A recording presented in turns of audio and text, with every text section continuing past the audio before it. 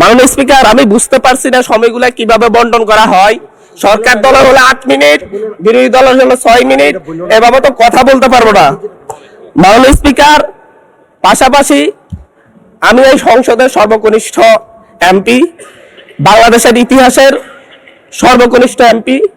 আমি এখানে দাঁড়িয়ে আপনারা যে জেনজির কথা বলেন, সেই জেনজির প্রতিনিধি হয়ে আমি সংসদে কথা বলতে আসছি।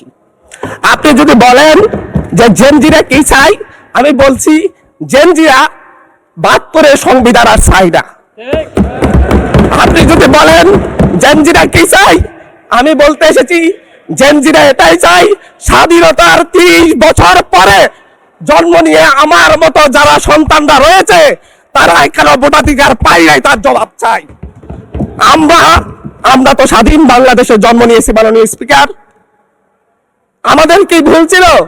আমরা তো নতুন মানচিত্র পেয়েছি, আমরা তো নতুন পতাকা পেয়েছি, আমরা নতুন সীমানা পেয়েছি।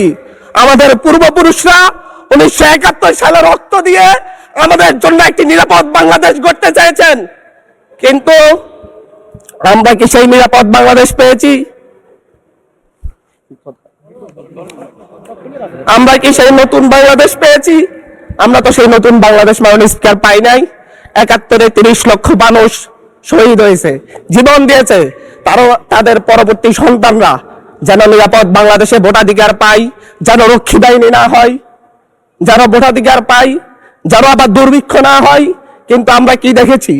আমরা দেখেছি বাংলাদেশে দুর্ভিক্ষ হয়েছে। 1973 সালে ভোট শুরু হয়েছে, আমরা দেখেছি তার পরবর্তী সময়ে শহীদ প্রেসিডেন্ট জিয়াউর রহমান বাংলাদেশকে অর্থনৈতিকভাবে, রাজনৈতিকভাবে, গণতান্ত্রিকভাবে বাংলাদেশকে পুনরুদ্ধার করার জন্য উনি অটল ভূমিকা রেখেছেন। উনি আমার দ্বীপ হাতিয়াতে 3 বার গিয়েছেন। আমি যেদিকে তাকিয়েছি, আমার এই বেড়িবাঁধ কে করে দিয়েছে? মেজর জিয়াউর রহমান। আমার এই খালকে খনন করে দিয়ে গেছে মেজর জিয়াউর রহমান। তারপরে এরশাদ এসেছে, বেগম জিয়া এসেছেন। বেগম জিয়া আমার হাতিয়াতে 3 থেকে 4 বার গিয়েছেন, কিন্তু তারপর আমার হাতিয়ার ওই অঞ্চলের নদী ভাঙ্গন রোধ হয় নাই। ওই অঞ্চলের লক্ষ লক্ষ মানুষ ঘরবাড়িহীন ভাবে পড়ে আছে। আমি এই ইলেকশনে ভোট ডাকাতি দেখেছি, আমার ঘরে বড় হামলা করা হয়েছে। আমি কি এই ইলেকশনের জন্য নিজের রক্ত জড়িয়েছি? আমি আজকে স্বরাষ্ট্রমন্ত্রী আছেন, মাননীয় প্রধানমন্ত্রী আছেন, আমি এখানে প্রশ্ন করি, আমি কি রক্ত জড়িয়েছি? আমরা রক্ত জড়িয়েছি বলে আপনারা আজকে সংসদে প্রধানমন্ত্রী, স্বরাষ্ট্রমন্ত্রী হয়েছেন।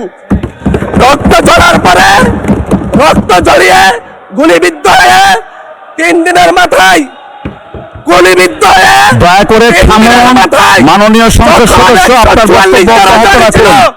144 ধারার মধ্যে আবার নিজে গুলিবিদ্ধ পা দিয়ে বের হয়ে গিয়ে সংবাদ সম্মেলন করে বলেছি আবার রাস্তায় নামুন, রাস্তা পুতুল করতে হবে। আমরা বলেছি নতুন বাংলাদেশ দিব।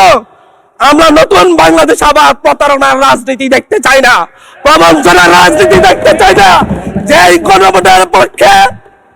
গণভোটের পক্ষে আমাদের মাননীয় প্রধানমন্ত্রী প্রচারণা চালিয়েছেন, যে আদেশের পক্ষে মাননীয় সরকার দলীয় সংসদ সদস্যরা প্রচারণা চালিয়েছেন, আজকে এখানে এসে কেন এটা নিয়ে আবার দীর্ঘ আলোচনা হতে হবে?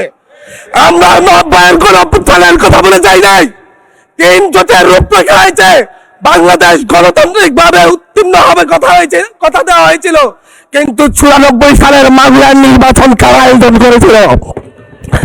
কারা 94 সালে মাগুরার নির্বাচন আয়োজন করেছিল? আজকে আবার এই সংসদে দাঁড়িয়ে আবার এমন একটা ব্যবস্থা নিয়ে যাচ্ছেন, আরেকবার যে মাগুরার নির্বাচন আয়োজন করবেন না, এর নিশ্চয়তা কে দিবে? আমি আমার সবচাইতে কম বয়সী প্রার্থী হিসেবে নিজের প্রার্থীটা জমা দিয়ে এলাকায় গিয়েছি প্রচারণা করতে। 3 বার হামলা শিকার হতে হয়েছে। আমি সংসদ সদস্য হিসেবে এলাকায় গিয়েছি, সেই জায়গায় আমার উপর হামলা করেছে, সরাসরি ভিডিওতে দেখা গিয়েছে। অস্ত্র নিয়ে, দেশীয় অস্ত্র নিয়ে আমাকে কুপাতে আসা হয়েছে। তারা কারা? ওরা তো তারাই যাদের প্রত্যেকের হাতে বিএনপি দলীয় নেতা কর্মীদের রক্ত লেগে আছে, প্রাণ লেগে আছে। এই বিশ্বাসঘাতকতা মাননীয় স্পিকার, এই রাষ্ট্র আর সইবে না, আপনারাও সইতে পারবেন না। বিশ্বাসঘাতকতার মূল্য এই দেশে আবার দিতে হবে আপনাদেরকে। আপনার যারা আপনাদের ভাইদের রক্ত জড়িয়েছে, খুন করেছে, খুনের মামলা আছে, তাদেরকে আবার পুনর্বাসিত করে আমাদেরকে খুন করার জন্য লেলিয়ে দিচ্ছেন। চট্টগ্রাম থেকে এক সাংগঠনিক নেতাকে পাঠিয়েছে অস্ত্র সহ আমাদের লোকজনের উপর হামলা করতে। ভোটের দিন সকালবেলা থেকে প্রত্যেকটা ভোট কেন্দ্রে অস্ত্র দিয়ে মহড়া দিয়েছে।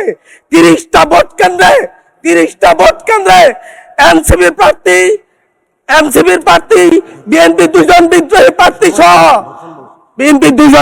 প্রার্থী সহ কারো এজেন্টকে ঢুকতে দেওয়া হয় নাই। এটার জন্য কি আমরা আমাদের রক্ত জড়িয়েছি?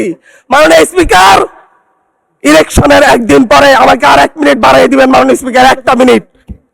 মাননীয় স্পিকার, ইলেকশনের পর দিন এক নারী অভিযোগ করেছেন, এক নিরীহ নারী, ওনাকে ধর্ষণ করা হয়েছে শুধুমাত্র সাপলাগড়িতে ভোট দেওয়ার কারণে।